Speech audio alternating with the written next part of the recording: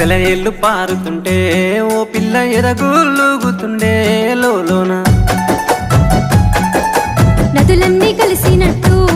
పిల్లగా నవ్వెంత బాగున్నది నీలోనా గాజుల సప్పులు గలుగల్లు మోగంగా గజ్జెల పట్టీలు గంతేసి ఆడంగా వరిగడ్డి మోపు ఎత్తి ఓ పిల్ల వయ్యారి నడుము పవే ఈ వేళ సిగ్గు